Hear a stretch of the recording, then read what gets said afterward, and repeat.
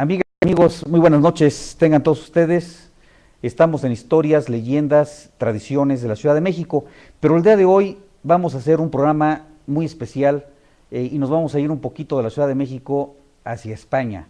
Vamos a hablar sobre el Camino de Santiago de Compostela, una experiencia personal, pero también vamos a pedir a nuestros invitados que son conocedores del tema.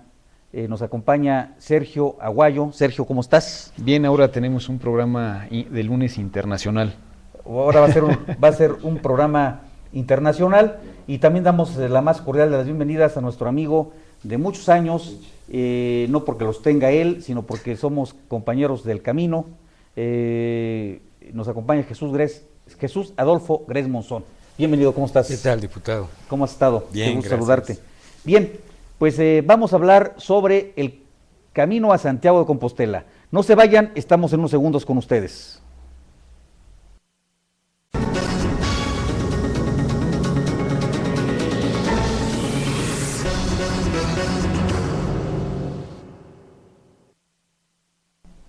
Sergio, ¿qué nos puedes comentar sobre el Camino de Santiago de Compostela? Bueno, pues un camino arduo, difícil, hay muchas rutas. Usted lo que realizó, si entiendo bien, es la ruta francesa, el camino francés, que empieza en Jean-Pierre du Sí. Así es, ¿verdad? Sí, sí. Roncesvalles, y bueno, ahí se sigue ya por el norte de España. En realidad, yo más bien quisiera empezar preguntándole por qué hacer este camino, por qué no ir a Barcelona, a Madrid, a Sevilla. ¿Cuál es la motivación, cuál es la inquietud de hacer este camino a Santiago, diputado? Bueno, en primer lugar yo quisiera comentar con nuestro auditorio y también con ustedes que realicé este viaje que planeé durante muchos años. La idea la tenía yo hace muchos años y lo pude realizar hace pocos días. Hay tres formas de hacer el viaje según la tradición. La primera, la más vieja, se hacía a caballo, los caballeros, pero también se valía hacerlo a pie y también hay rastros de muchísimos años, de miles de años en que se hacía ese viaje y se hacía a pie. Y la otra forma, ahora más moderna, es hacerlo en bicicleta. Entonces hay tres formas válidas de hacer este viaje: a pie, a caballo, como los caballeros, o en bicicleta. Nosotros, tanto mi hijo Jorge como un servidor, decidimos hacer este viaje en bicicleta y salimos, como bien lo dices, de Saint-Jean-Pied-de-Port, que es un pueblo que está pegado, francés, a la orilla de los Pirineos, es la frontera francesa que da a los Pirineos.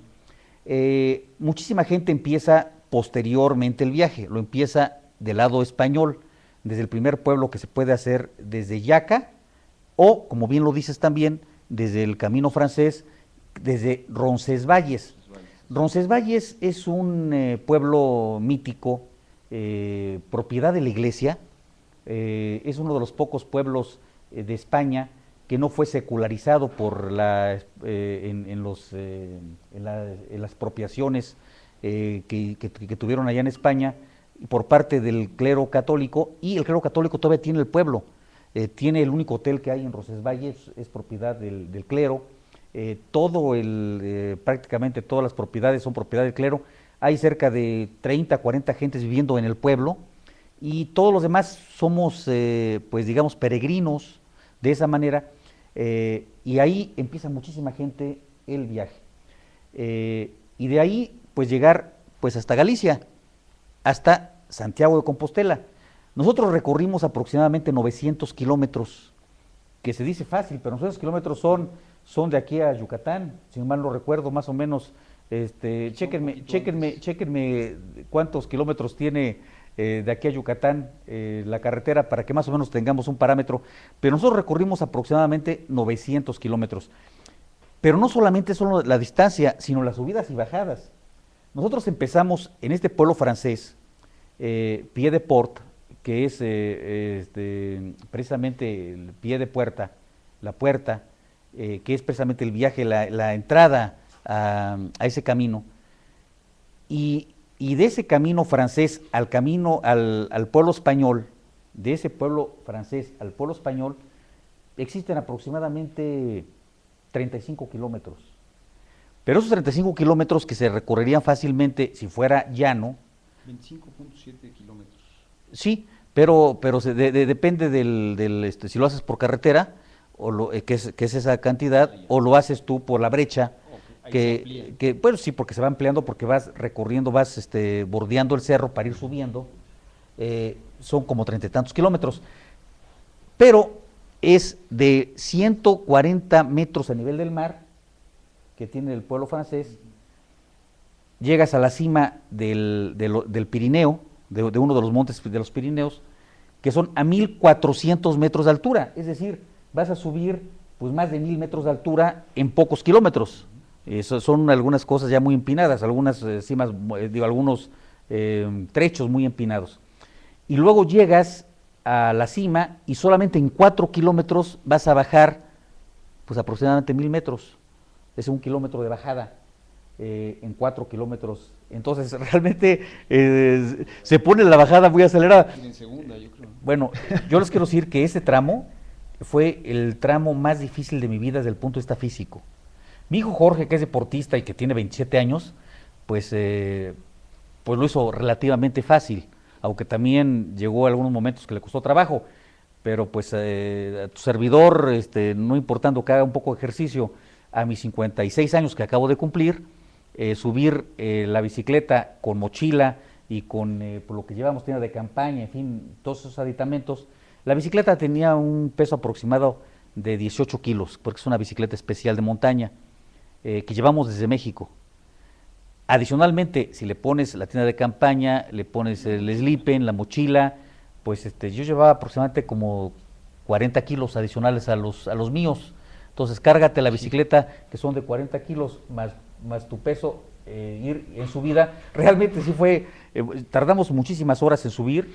Estábamos llegando a Roncesvalles aproximadamente a las 11 de la noche, saliendo a las 7, 8 de la mañana del primer punto que les acaba de comentar. Entonces, fue una subida que yo lo pongo como una subida alegórica de la subida que llevamos en la vida. Porque tú me preguntas una cosa, ¿por qué hacer ese viaje? Yo te contesto de la siguiente manera, es un viaje simbólico. Es un viaje simbólico donde pasas el fuego, el agua, la tierra y el aire, los 4 elementos alquímicos de la más antigüedad. Pero además quiero decirles una cosa, Pirineo significa etimológicamente fuego, el monte de fuego. Pirineo, de ahí viene la pira funeraria, los fuegos pirotécnicos y los Pirineos tienen la misma raíz, fuego. Entonces empiezas con el fuego, con la purificación. Es una situación alegórica a la iniciación. Y este camino lo hacían pues los celtas desde la más remota antigüedad. Estamos hablando incluso de 1000 años antes de Cristo, cuando ya se tiene noticia de que se hacía ese viaje siguiendo al sol. Primero hay una cosa muy interesante, el cielo nocturno. El cielo nocturno se ve toda la Vía Láctea. Es impresionante el cielo de los... si tienen ustedes oportunidad, métanse por favor a internet y tecleen cielo nocturno el viaje de Santiago a Santiago de Compostela y van a ver ustedes el cielo maravilloso que se ve como un espinazo de estrellas. Y luego... perdón que lo interrumpa, yo no encontré una referencia de los celtas en mi investigación, o sea, ya se hacía ese camino con anterioridad, sí, al siglo IX. Sí, desde luego, antes de Cristo ya se hacían, el siglo IX está documentado que empiezan a hacer oficialmente el viaje cristiano a venerar al apóstol Santiago, pero antes de esto hay ruinas que están inclusive, muy curiosamente hablando, en el mismo lugar que llegaron los cristianos luego a conmemorar. Está muy interesante. ¿Tú qué opinas de esto, Jesús? Bueno, pues definitivamente así como lo estás planteando, es un viaje muy interesante. El contenido simbólico, esotérico quizá, es bastante interesante, también va de la mano con lo que llamaban el juego de la oca. De por sí la palabra, ya que se tocaron temas de etimología, Compostela es campo estrellado, es lo que significa Compostela, el campo estrellado. Entonces, pues los antiguos ya se dejaban guiar por las estrellas para hacer el camino, eso lo hacían los celtas como comentaba. Sí, sobre todo hacían el viaje siguiendo al sol. Esa parte, si nosotros seguimos todo el norte de España, digamos desde el pueblo francés que acabo de comentar, siguiendo toda esa parte, van a seguir al sol. El sol va siguiendo esa ruta, va siguiendo, pues, sale en el este y se oculta en el oeste. Entonces sale, digamos, del norte de España, se ve salir al sol y se va a ir ocultando precisamente en Finisterre, que en ese entonces se le conocía como el final de la tierra, el fin del mundo. Los romanos pensaban que la tierra se acababa ahí, en ese punto en Finisterre, muy cerca, digamos 100 kilómetros de Santiago de Compostela, que era la tumba del apóstol, pero posteriormente no todo termina en la muerte. Más allá todavía existe algo más, es decir, la resurrección. Y vamos a ver cómo el mundo se oculta precisamente, el sol se oculta en el fin de la tierra, en el mar, en ese punto final. Muy interesante. Bueno, nos están diciendo que son de aquí a Mérida 1.300 kilómetros, yo creo que más o menos pasando Villahermosa, antes de Campeche serían más o menos 900 kilómetros en bicicleta, para que se den una idea de lo que usted ha recorrido, diputado. Pues además un recorrido en bicicleta, empezó primero un dolor en las piernas cuando iba subiendo el Pirineo. ¿Sería la subida más difícil de todo el camino? Sí, fue la primera subida y la más difícil de todas, porque estábamos subiendo de 150 metros del nivel del mar a 1.400 metros del nivel del mar, y eso en pocos kilómetros. Entonces había tramos en que pues no se podía pedalear, la bicicleta pues estaba muy empinado, si le ponías primera a la cadena de cambios, pues sí, ibas bastante rápido dándole, pero te agotabas fácilmente, tenías que bajarte de la bicicleta y prácticamente es empujar la bicicleta y luego cargarla. Y luego empezó una lluvia muy difícil también en la parte de arriba, y un viento gélido, muy frío. Prácticamente, como no habíamos comido, a mí se empezó a bajar el azúcar. Yo le decía a mi hijo Jorge, oye, vamos a poner la tienda de campaña, aquí vamos a quedarnos. Y me dice, y no tenemos comida ni agua, entonces vamos mejor a seguir. Afortunadamente pasaron unos peregrinos también en bicicleta que iban mejor preparados que nosotros, y les pedimos pues algo de dulce, de azúcar. Nos regalaron unas barras energéticas, un jugo, ellos le llaman zumo. ¿Quieres un zumo de naranja? Pues yo sí quiero un zumo de naranja. Nos dieron a cada uno de nosotros un pequeño jugo de naranja, que fue el jugo más delicioso que he probado en mi vida, porque ya el azúcar estaba muy baja. ¿Ellos también iban a bicicleta? Iban en bicicleta, iban un grupo de 6 o 7 ciclistas profesionales, dándole muy duro. Estuvieron muy despacio y nos pasaron, nos saludaron, y bueno, pues ahí, y el saludo además entre los peregrinos es: buen camino, peregrino, buen camino.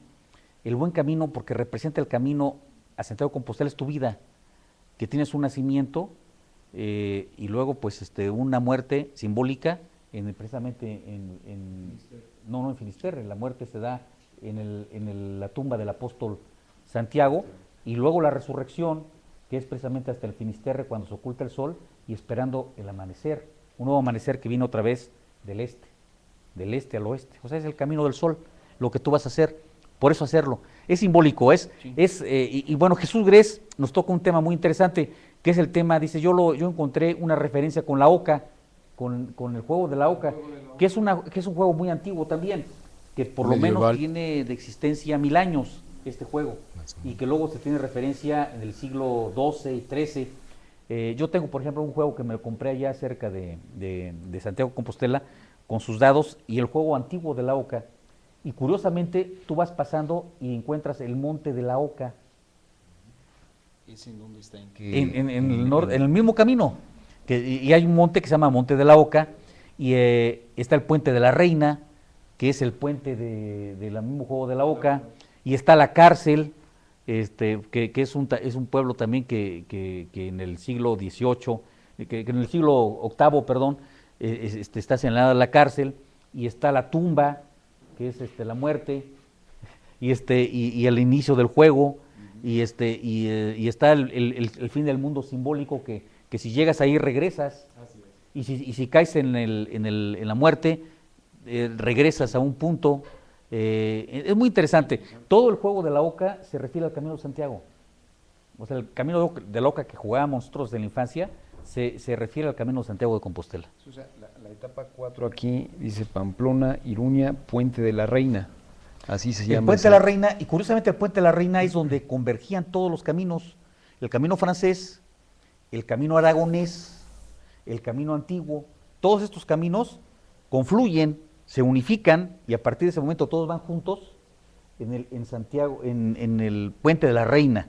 Ese es un punto muy importante que está señalado en la Oca con el puente. Okay. En la Oca está el puente, y ahí van todos juntos. Así es. Ahora, este recorrido que usted hizo en esta época, ¿lo hizo en una buena época? ¿Hay muchos peregrinos? ¿Qué se encontró? Es una buena época porque no hace mucho frío en la noche y hace calor en la tarde, por la tarde, y además es muy buena época para caminar mucho, porque estamos hablando de que el sol dura mucho, amanece muy temprano y anochece prácticamente a las 11 de la noche, todavía hay luz. Es increíble, pero todo el mundo te dice buenas noches, y aquí serían más o menos como las 6 de la tarde. Allá son las 11 de la noche y no anochece todavía, puede seguir caminando. Hasta las 11 de la noche empieza a haber penumbra, y a las 12 de la noche pues apenas ya está anocheciendo, ya está oscuro, pero hasta las 12 de la noche. Y es cuando empieza a ver las estrellas maravillosas en el camino, ¿verdad? Es muy interesante el campo estrellado. Bueno, entonces sí son 31 etapas las del Camino Francés, usted las realizó. Sí. Todas. Todas, absolutamente. De hecho, son 33 etapas simbólicas, son 32 al sepulcro, pero hay una etapa 33, que es Finisterre, fin de la tierra. Quiere decir que en el sepulcro no acaba todo, todavía sigue una etapa más. Y si lo pones en el camino de la vida, es desde el nacimiento, desde que empieza el camino, hasta la muerte, que es tu muerte simbólica, precisamente llegas ahí al mausoleo de Santiago el Mayor, le das su abrazo, porque ahorita platicaremos un poco, si ustedes gustan, del rito que se hace en la catedral, y luego, después de eso, sigues caminando y llegas al fin de la tierra. Pero entonces, ¿quién camina? ¿Camina el espíritu? ¿O camina es la metempsicosis, es la transmigración de las almas? ¿Qué cosa es ese punto, no? Es muy interesante. El Finisterre es el fin del mundo. Podríamos entender que después de la muerte hay otro lapso de vida, vamos a decirle así, después de la muerte simbólica en el mausoleo, y que en el Finisterre sería equiparable al juicio final de las religiones judio-cristianas. Exactamente, o una etapa espiritual que te lleva a otro principio.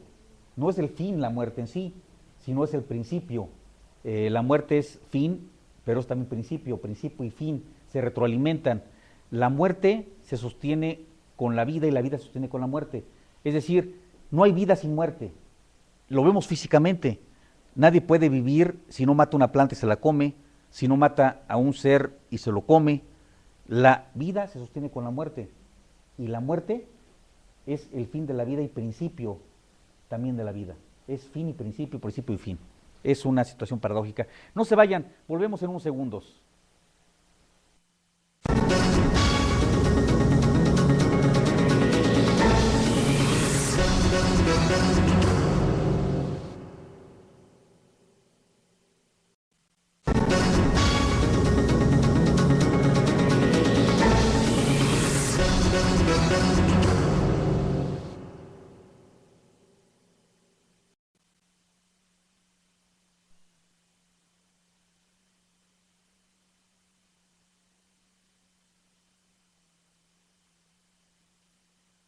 Sintonizar aquí por Tu Diputado TV. Santiago el Mayor fue un apóstol de Jesús, y pues según la tradición cristiana, a la muerte de Jesús los apóstoles se dividieron, digamos, las zonas en donde iban a llevar a evangelizar, y a Santiago le tocó precisamente esta zona de España, el norte de España, en donde al parecer no tuvo el éxito que él hubiera esperado, y pues ahí es en Santiago de Compostela donde se encuentran sus restos. Sí, la leyenda es muy interesante. La leyenda de Santiago el Mayor dice lo siguiente: los apóstoles más cercanos a Jesús es Juan, desde luego, San Juan Evangelista, porque hay San Juan Bautista, que son los dos Juanes, y San Juan Evangelista. San Juan Bautista, pues lo decapitan antes de la muerte del propio Jesús.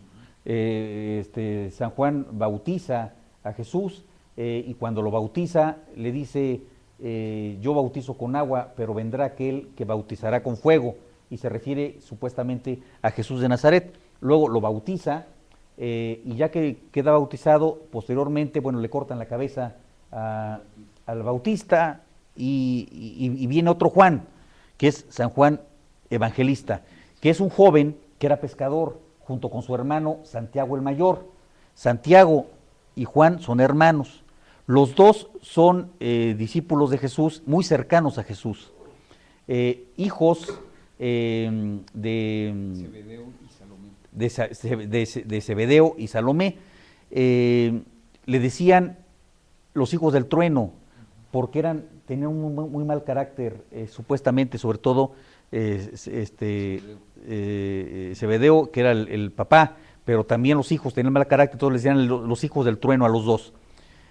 Cuando muere Jesús, supuestamente a Santiago el Mayor le toca evangelizar España, y efectivamente llega supuestamente a dar ese mensaje, esa buena nueva, que era el Evangelio. Y entonces estaba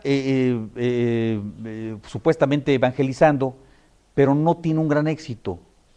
Entonces se va a regresar, y la Virgen María se le aparece supuestamente y le dice, oye, estás muy bien, sigue tu camino de esa manera, estamos muy contentos con lo que estás tú haciendo. Se queda un espacio más, no logra de todas maneras muchos adeptos.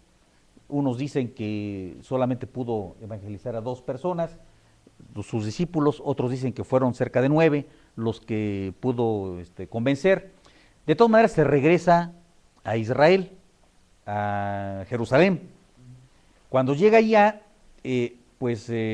lo condenan a muerte, lo detienen y le cortan la cabeza.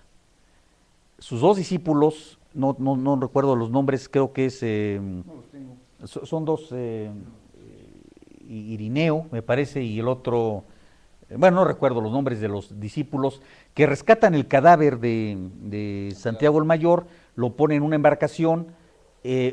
Una leyenda dice que la embarcación llega sola, con el solo cadáver. Otros dicen que va con sus 2 discípulos.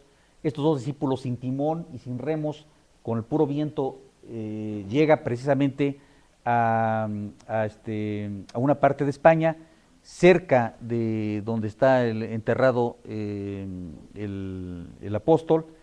Llega a un cementerio romano, y ahí se le entierra de una manera escondida para proteger el cadáver. Lo están cuidando estos dos discípulos, lo cuidan, y cuando muere uno primero y luego muere el otro. Y cuando estos cadáveres también los entierran cerca del mausoleo. Posteriormente es hasta el siglo IX cuando se encuentran estas luces que dicen que el Santiago de Compostela viene precisamente de la estrella que estaba refulgiendo sobre la tumba del apóstol, y entonces ahí se redescubre, digamos, el cadáver del apóstol. Y es muy importante Santiago porque Santiago luego se aparece supuestamente en una batalla con los árabes, y sale cabalgando su caballo blanco y con una espada flamígera empieza y gana. Pues desde luego, imaginen ustedes que llega un apóstol a combatir contra unos infieles, pues ¿quién se le pone enfrente, no? Ni Alá, En ese momento, pues llega y este héroe de la guerra contra los árabes se convierte en el padre Santiago Matamoros. Santiago Matamoros, y de ahí viene el nombre, mata a los moros y entonces se convierte en el símbolo de nacionalidad española. Entonces, a partir de ese momento es el patrono de España porque se convierte, es un santo, es un héroe nacional y entonces le da identidad al pueblo español y es el Santiago Matamoros. Ya luego aquí en México y luego en Perú había Santiago Mata Españoles, porque había criollos que creían en Santiago pero que mataba a los españoles porque ya no querían los criollos a los españoles aquí. Y entonces hay Santiago Mata Españoles, pero el auténtico es el Santiago Matamoros, el que está en Santiago de Compostela, el que está enterrado ahí en una tumba procedente de la época del año 1 romano supuestamente. Yo no creo que sean los restos de Santiago, sino que fueron, es una invención, pero es una invención genial porque se convierte precisamente en el héroe nacional español y que además hace milagros. Y ahí se convierte, bueno, hay 3 catedrales, la primera que se edifica allá por el año 900 y tantos, la segunda casi en el 1000, y la tercera se empieza a construir la que conocemos actualmente, que es una magnífica catedral en donde pues van miles de peregrinos de todo el mundo, franceses, españoles desde luego, europeos, uno que otro mexicano. Hacemos ese camino, unos con fines religiosos, muchos con fines esotéricos, otros con fines místicos y muchísimos con fines turísticos, pero hacen el peregrinaje. Y lo interesante es de que el peregrinaje sí representa la vida, desde el nacimiento hasta la muerte, las dificultades, las caídas. Yo me caí 3 veces, por ahí luego les enseño los moretones que traigo todavía, y algunas costras que me salieron de los raspones que me di de la queda de la bicicleta. ¿Sí se amarró a la bicicleta? Pues me llevaba yo las grapas, pero en una de esas no me pude quitar las grapas porque para los que no se hayan subido a bicicletas de montaña, las bicicletas de montaña y de ruta llevan grapas. En los zapatos llevan unas grapas que uno se engrapa así, con presión, y cuando se quiere uno salir de la grapa, se jala uno el pie así para zafarse la grapa y ya uno se puede bajar. Pero tiene que tener uno costumbre y reflejos rápidos para que cuando se va a caer o cuando se va a bajar de la bicicleta, pues zafarse de la grapa y bajar el pie. Pero cuando va uno en un camino delgadito, digamos de 30 centímetros, 40 centímetros, va la bicicleta ahí y a un lado está 1 metro de hondo y del otro lado 2 metros de hondo. Cuando uno se quiere bajar, se baja uno de la grapa y con todo y que baje uno el pie, pues no alcanza. Y entonces uno se va. Entonces cuando eso me ocurrió, pues tuve que meter la bicicleta ahí y ahí voy con todo y bicicleta y con todo y grapas y pues me tuvo que levantar mi hijo para desengraparme de la bicicleta. Esa fue la primera caída que tuve. La segunda y tercera fueron más simpáticas, pero esas no se las platico. Bueno, Alfonso II, rey de Asturias, mandó construir la primera iglesia allí en Santiago de Compostela, pero también... Alfonso II hizo el peregrinaje, el primer peregrinaje, y además estuvo yendo varias veces a Santiago de Compostela, era una gente muy creyente. Muy interesante el tema.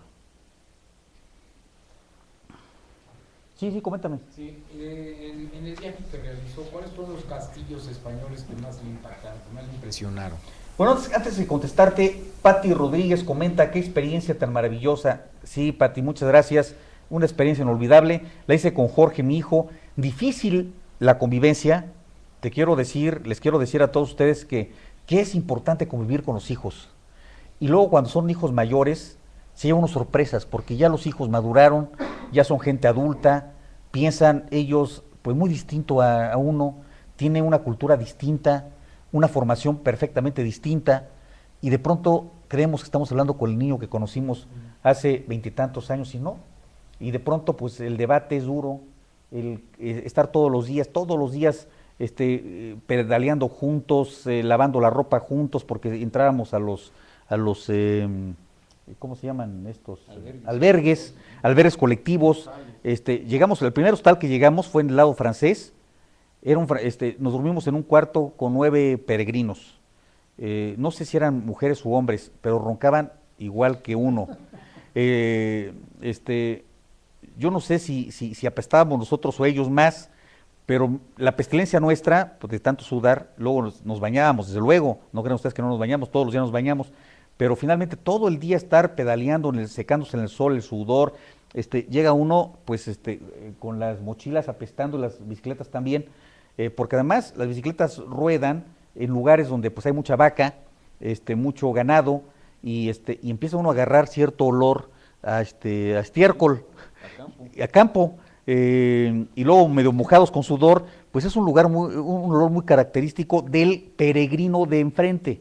Uno ya se acostumbra a su olor, entonces pues uno como que ya huele distinto, ¿no? Entonces llegábamos, nos bañábamos y al día siguiente nos bañábamos otra vez, pero ahí te decían, tienes derecho a una bañada, te bañas hoy en la noche o en la mañana, como quieres, no, pues mejor en la mañana.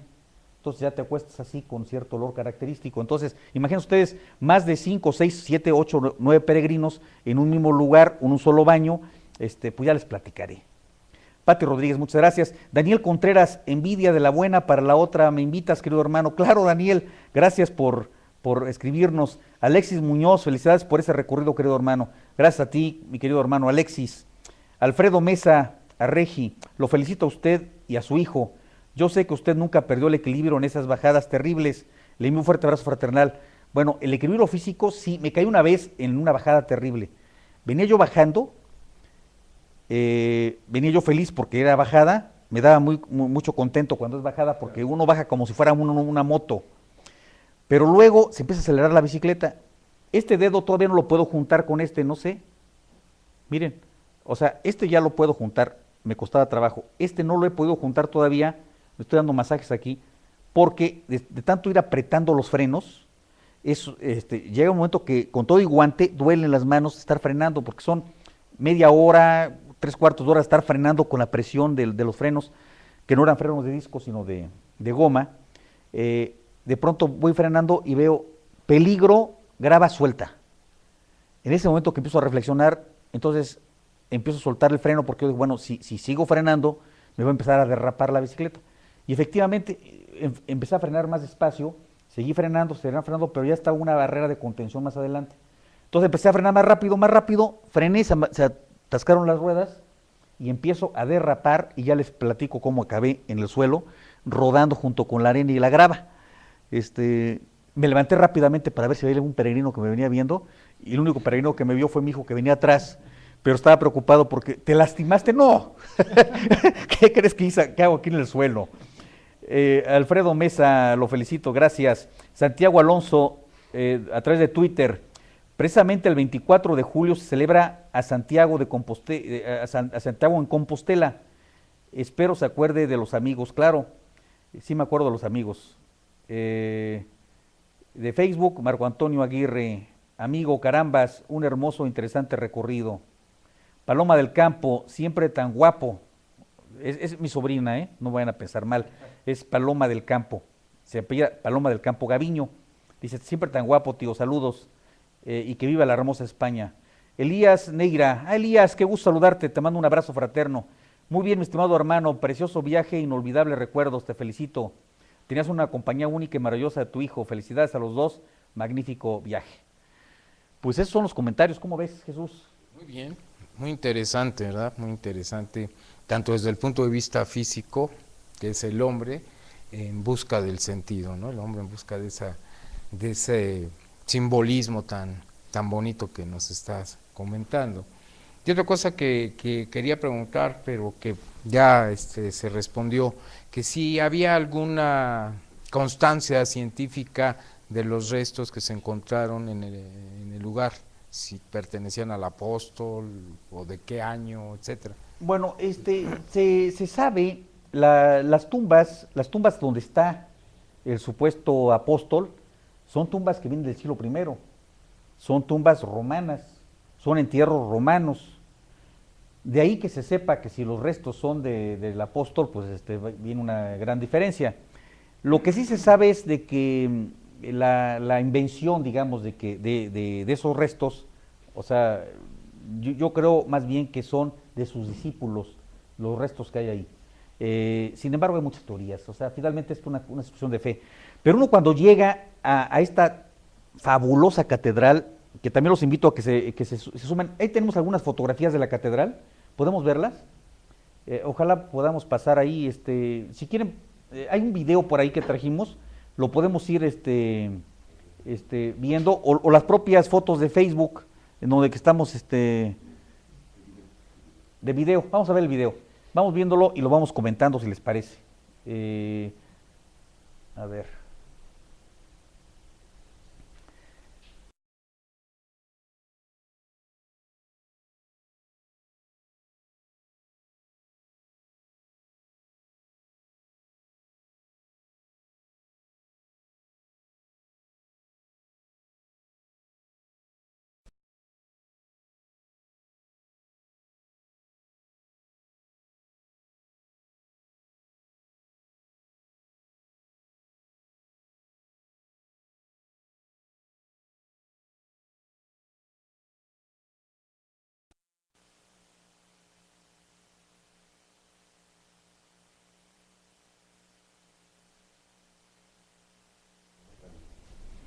Tuvimos un pequeño problema técnico, parece que no podemos subir el video, lamentablemente, pero bueno, vamos a intentarlo.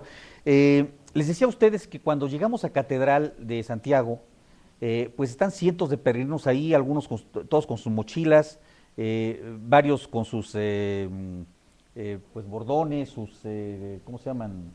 Estos bastones, digamos, que van sosteniendo, y sus báculos característicos del peregrinaje. Y todo el mundo te va deseando buen camino, porque cada quien trae su carga, unos más pesados que otras, unos más viejitos, otros más jóvenes, unos van casi a paso marcial, caminando muy ligeros, otros van más pesados, pero todos van con su camino individual. Nadie puede hacer el camino por ti, como nadie puede vivir por ti, amar por ti, sufrir por ti, comer por ti, vivir por ti, nadie puede hacerlo. Cada quien tiene su camino individual, inclusive aunque vayas acompañado con 2, 3 personas, yo en este caso con mi hijo, vamos caminando, nadie puede caminar por otro. Cada quien va con su carga, con su karma, con su mochila. Unos llenos de ilusiones, otros de fracasos, otros de ambiciones, otros de sueños, pero cada quien con su camino individual. Y vamos caminando así, y lo más que puedes hacer por el prójimo es decir, buen camino, buen camino. Y entonces es maravilloso. Llegas ahí, y todas las mochilas ahí afuera de la catedral, entras a catedral y bajas a las catacumbas y ves ahí supuestamente los restos en una urna, en una vitrina de mármol, digamos, el mármol, está la urna ahí de mármol, conteniendo los huesos supuestamente al apóstol. Pues hay gente que pues le pide no sé cuánta cosa, y luego subes y está Santiago de plata y le dan el característico abrazo al santo. Ese santo todo el mundo le venera, que realmente llega a tener una carga muy interesante, pues tanta energía, tanta gente que le está rezando ahí. Llegas y lo abrazas al santo, se vale abrazarlo y le pides algo al oído. Y dicen que los que llegan y le piden se realizan las cosas. Yo algo le pedí y sí se me realizó. Sí, se me realizó. No creo que porque se lo pedí al santo, pero finalmente todo el mundo va y le pide algo al santo. Y entonces ya se baja uno, pasa uno, está unos segundos, lo abraza. Hay gente que llora cuando abraza a ese santo de plata, emplatado, enjollado. Se ve impresionante. Mi hijo me dice cuando sale, oye, ese santo está cargado de energía. Sí, ¿verdad? ¿Por qué? Está bien cargado, me dijo. ¿Qué sentiste? Sentí mucha energía. Eso me dijo este muchacho. Y este muchacho, Jorge, no es un creyente ni fanático, ni mucho menos, porque ni siquiera está, digamos, iniciado los misterios cristianos. Él es libre pensador, un poco igual que yo en ese sentido, pero él sintió la energía cuando abrazó a este santo. Entonces, muy interesante. Te bajas ahí, sigues el recorrido, y hay un constructor. A mí me pareció muy interesante porque se relaciona con la masonería. Está el maestro Mateo. El maestro Mateo fue el que dirigió los trabajos de la catedral. Y Mateo se retrató en una escultura, hincado, exactamente frente a Santiago. Está sentado. Y muy curiosamente, desde hace muchos años, llegaban los peregrinos a darse 3 topes con la cabeza del maestro Mateo, supuestamente para que se le pasara la sabiduría. Y era costumbre, y ahora se prohíbe porque ya le pusieron, porque tantos topes que le han dado imaginen ustedes, a Mateo, que lleguen y le dan 3 topes, todos los peregrinos que van por ahí, más los estudiantes que iban a hacer un examen, llegan y tienen que darle los 3 topes para que se les pasara la sabiduría de Mateo. No se pasa la sabiduría por ósmosis, pero lo curioso de esto son los 3 toques que le dan al maestro Mateo, que es el constructor. Los masones sabrán la similitud y la simbiosis que hay con estas ideas también, que vienen desde hace también muchísimos años. Ahora ya no se puede dar esos topes, porque ya tienen un ligero hoyito en la frente del maestro Mateo. No creo que haya sido así originalmente. Yo creo que de tanto darle topes con la frente de todos los peregrinos que van pasando por ahí, pues ya ha sido terrible. ¿Qué material es de granito. Es de granito, pero finalmente pues sí se va erodando. Ahora, erodando, ¿cómo se dice? Erosionando. Erosionando, digámoslo así. En el frontispicio de la puerta está una columna que se representa, que es la columna de la genealogía de Jesús. Y en esa columna todo el mundo llegaba con la mano a ponerla. Pues ya está prácticamente los dedos de todos los peregrinos que van señalándose ahí, marcando en esa columna que es la genealogía de Jesús, desde Adán y Eva, luego David, básicamente, y luego ya todo hasta llegar a María, que es precisamente la madre de Jesús. Que yo no sé cómo, por ejemplo, de dónde viene el brinco, dicen que Cristo es descendiente del rey David, pero no puede ser descendiente del rey David porque es hijo del Espíritu Santo. No puede haber esa continuidad. Porque se ve desde 2 puntos de vista, desde el punto de vista físico, por la genealogía, puede ser que sea descendiente de David, pero desde el punto de vista espiritual, bueno, pues será del Espíritu Santo. Bueno, a ver, ¿dónde me quedé? Me quedé, Lucía Agual, qué padre que lo hayas experimentado, felicidades por esa fortaleza. No, pues muchas gracias. Ricardo Hernández, venerable hermano, doble felicitación, un fraternal abrazo. Saludos, Susana Guerrero, Martín, Ana Cordero, Angélica Jiménez, Mario Alberto Ordaz, Rodríguez Amauri, Nieves y Bauruc Cervantes. Saludos, gracias. Iliana Jiménez, Silvia Elena Camacho, Sedano y Germán Aldama García. Muchas gracias a todos por sus comentarios. ¿Qué nos querías comentar? Sí, bueno, lo que pasa es que nos ha narrado ya la Catedral de Santiago, pero en el camino, en estas etapas, pues están llenas de historia, de arte, de cultura. Entiendo que hay monasterios, castillos, incluso museos muy interesantes a los costados de las catedrales. ¿Qué nos puede contar? ¿Qué le impresionó?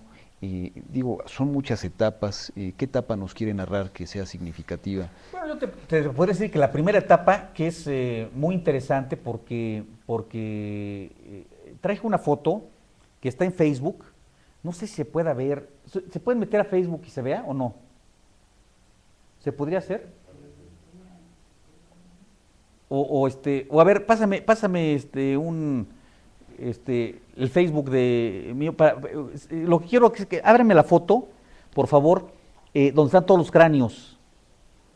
Les voy a enseñar una foto impresionante que está subida en Facebook. Es en la primera etapa. Es en la primera etapa. A ver si pueden contestar el teléfono ahí porque nos están llamando. A ver, aquí está. No se podrá ver. A ver si se ve.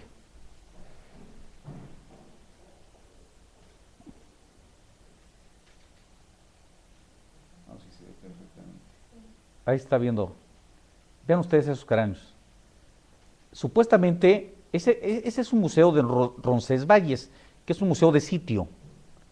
Ahí, supuestamente, en ese punto, se llevó a cabo la batalla de Roncesvalles, que es una batalla con el ejército de Carlos Magno, con la retaguardia del ejército de Carlos Magno. De pronto, sucede que Carlos Magno, después de haber llegado a conquistar algunos terrenos de España en contra de los árabes, pues fue triunfador, iba de regreso a Alemania y empezó a subir los Pirineos y dejó en la retaguardia a uno de sus lugartenientes, al más querido de todos sus lugartenientes. Él traía una espada, este lugarteniente, con los 12 pares de Francia, se quedó cuidando la retaguardia. Llegaron los árabes y pues hicieron una traición y llegaron 20,000 árabes en contra de unos pocos miles de soldados franceses y mataron a todos los franceses. Cuando se enteró a través del cuerno de elefante para que fue tocado de emergencia, llegaron tarde ya las huestes de Carlos Magno y ya estaban todos los 12 pares muertos ahí en Roncesvalles. Y todos esos cráneos que vemos ahí supuestamente eran de esa batalla de esos soldados. Y dice la leyenda que este soldado, ahorita recuerdo su nombre, ¿cómo se llamaba? No trajeron ustedes el dato, ahorita el recuerdo, cómo este soldado lugarteniente de Carlos Magno, de Carlos Magno, quiso romper su espada para que no se lo llevaran los árabes, una espada muy famosa, la quiere romper y en lugar de romper la espada rompe la roca. Y entonces ahí está supuestamente la roca rota, fragmentada por la espada que no se rompió. Tanto era el temple y el acero de la fortaleza del acero que no se rompió mejor la roca. Y estos cráneos que vimos ahí supuestamente son de esa batalla terrible que está narrada en los anales de la historia. Interesante. Y bueno, ¿y los castillos, esas construcciones celtas anteriores de celtas anteriores hay solamente piedras, hay algunos señalamientos donde los celtas tenían que hacer ese camino descalzos, porque la teoría y la leyenda dice que los celtas iban descalzos porque iban siguiendo la energía de Gea, de la madre tierra, y iban sintiendo la energía, la magia de la tierra, y ellos en algunos lugares especiales llegaban a orar. Y en esos oratorios milenarios llegaron luego los cristianos y construyeron ahí pues, algunas ermitas que luego se convirtieron en algunas iglesias y algunas otras en catedrales, verdaderas catedrales como de Santiago de Compostela. Hay muchas ermitas, sobre todo ermitas muy pequeñas. Hay otra ermita que por ahí está la fotografía, que a ver, búsquenmela, está en las primeras, en la computadora, están unas, quiero enseñarles a ustedes una iglesia que es una iglesia muy interesante, es una iglesia circular, que no se sabe si se lo atribuye a los templarios, porque es circular además, o está atribuida a otra orden religiosa. No se tienen datos, pero es una iglesia que también han encontrado ahí osamentas muy interesantes, y ahí tienes que dar 3 vueltas antes de seguir tu camino a Santiago de Compostela, 3 vueltas descalzo. Tienes que sentir ahí y llegan muchos peregrinos ahí, se quitan los zapatos y empiezan a caminar descalzos, y es muy interesante porque finalmente no es fácil caminar descalzo en un empedrado. La gente que no estamos acostumbrados a caminar descalzos, pues siempre es difícil. Yo lo hice con mucha dificultad. Mi hijo lo hizo con menos dificultad porque también sí está acostumbrado a descalzo, pero sí se siente cierta energía muy interesante. 3 vueltas que tienes que dar adentro y luego te metes a la iglesia. El juego de luces es muy interesante. Dicen que a las 12 del día llega a la luz una luz ochavada, es decir, como un 8 que se encuentra vertical a las 12 del día. A medida que va avanzando el 21 de diciembre, se acuesta ese 8 y aparece como si fuera infinito, como un infinito. Y eso algo nos querían decir los constructores, no sabemos qué, pero algo nos querían decir, porque eso no puede ser fruto de la casualidad. Pues exactamente, está vertical y luego se acuesta y hace una perfecta escuadra ese juego de luces. Volvemos en unos segundos, amigas y amigos, no se vayan, por favor.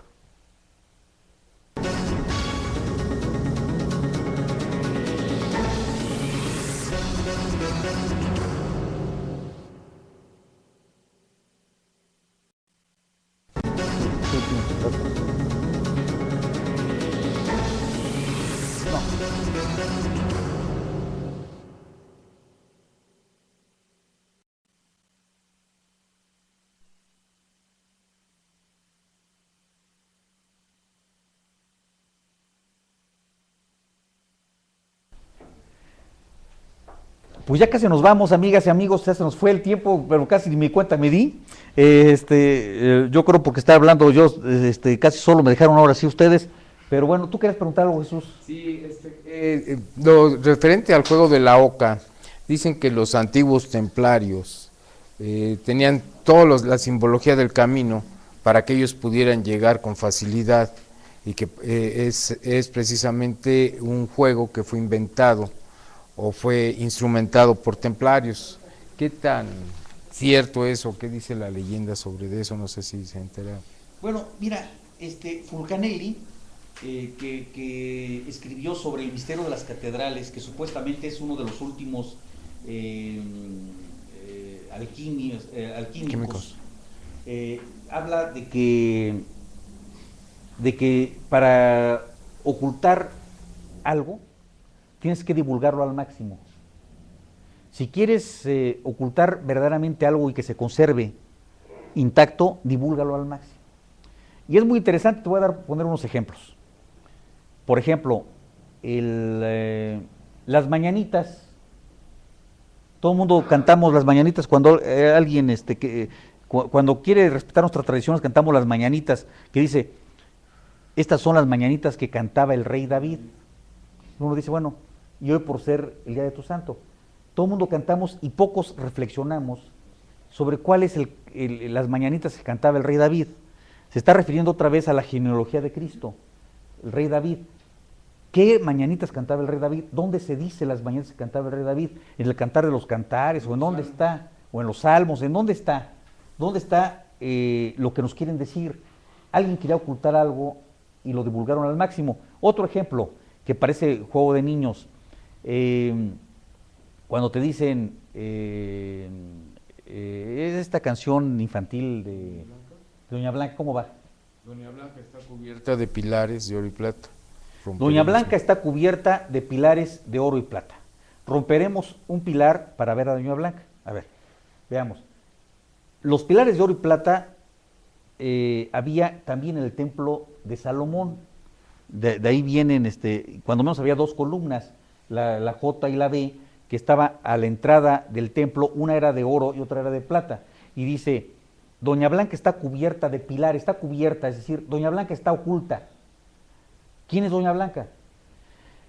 Romperemos un pilar para ver a Doña Blanca. Tenemos que romper el pilar, o sea, quitar lo que la oculta para ver a Doña Blanca. ¿Quién es ese jicotillo que anda en pos de Doña Blanca?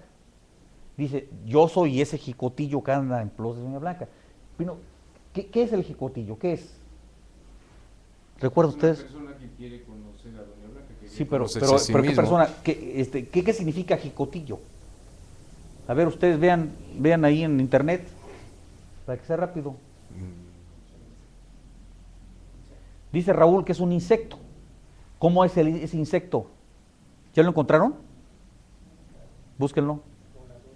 Es un insecto volador, dice Raúl. ¿De qué tamaño? Dice, chiquito, más o menos así. Pues eso ya no está chiquito, ya se... Imagínate, menos es un insecto de este tamaño y salen corriendo. Sí. A ver, ¿qué dice? Es un avispón. Dice, es un avispón. Es un insecto muy pesado, con unas alas y que vuela digamos, muy torpemente. Y que siempre va hacia la luz. O sea, va a buscar a la luz, luego choca con los cristales porque se confunde y chocan. va hacia la luz. O sea, dice, ¿quién es ese jicotillo que anda en pos de Doña Blanca? Yo soy ese jicotillo que anda en pos de Doña Blanca. Es decir, es un insecto que busca la luz. Doña Blanca es eso, es la luz. Doña Blanca está cubierta de pilares de oro y plata. Entonces quiere decir que tenemos que romper lo que está ocultando la luz para poderla ver realmente en su dimensión. Es otra forma de ocultar un mensaje esotérico. Entonces, finalmente, sí, el juego de la oca es un juego que está cifrado y que solamente lo pueden entender los que son iniciados y los que conocen este camino y pueden identificar dónde está el monte de la oca, por qué la oca. Hay un santo que también se los publiqué, un Cristo, se los publiqué en internet, lo pueden ver ustedes ahí en internet, que se llama el Cristo de la oca, que es un Cristo que está, en lugar de estar a 90 grados crucificado, está inclinado siguiendo una cruz de pata de oca. Y se le llama, desde entonces, el Cristo de la oca, que está en una iglesia románica, muy interesante, del siglo XII, ahí en el Camino de Santiago. Ahí está la fotografía, la pueden ver ustedes en internet, en el Facebook, métanse por favor y vean ustedes a Cristo de la oca, y es un mensaje también cifrado. Efectivamente, no sé si por los templarios, no sé si fueron iniciados de otra corriente esotérica, pero finalmente el juego de la oca sí fue hecho para ocultar situaciones que todavía pues, están saliendo a la luz a través de estos peregrinajes. Amigas, amigos, hemos llegado al fin. Le pediría yo a Sergio que nos haga favor de comentarnos lo que tenemos para ustedes en los próximos días. Bien, tenemos el próximo jueves los rostros de la trata a las 8 de la noche, de 8 a 8:30, a las 9 de la noche el próximo jueves respuestas, el viernes pregúntale a tu abogado y el lunes nos vemos por aquí nuevamente. Y recuerden también los servicios: salud visual los martes de 12 a 5, salud dental martes y jueves de 3 a 6 de la tarde, taekwondo lunes, miércoles y viernes de 4 a 6, taebo martes y jueves de 10 a 11, de 9 a 10 me están diciendo, de 9 a 10 taebo de 9 a 10, zumba miércoles de 10 a 11, guitarra jueves de 4 a 6 de la tarde, asesoría en materia de inmuebles, hay que hacer una previa cita, hay que hablar por teléfono. Ahorita les damos el teléfono, que es el 6386-7630, y asesoría jurídica, orientación y gestiones ciudadanas, de lunes a viernes de 10 de la mañana a 7 de la noche. Y próximamente tendremos aquí cursos de hidroponía, cursos para que ustedes en sus azoteas la hagan verdes, azoteas verdes, para que puedan ustedes producir lechuga, jitomate, hongo, chile, lechuga de las dos clases de lechuga que hay, y vamos a producir también mojarra. Vamos a tener mojarritas, mojarra tilapia, vamos a tener la forma de que en 3 meses, cada 3 meses tengamos eso. ¿Qué más? Fresas, vamos a producir fresas también. Bueno, todo eso vamos a hacerlo dentro de los próximos días. Ya nos comprometimos que un mes a partir de la semana pasada tendremos la inauguración de este centro de producción agropecuaria urbana en la Ciudad de México, aquí en nuestras azoteas. Si tienen ustedes una azotea de 50 metros, 60 metros, 70 metros, vamos a producir alimento para nuestra familia y para nuestros vecinos. Hasta la próxima. Saludos cordiales.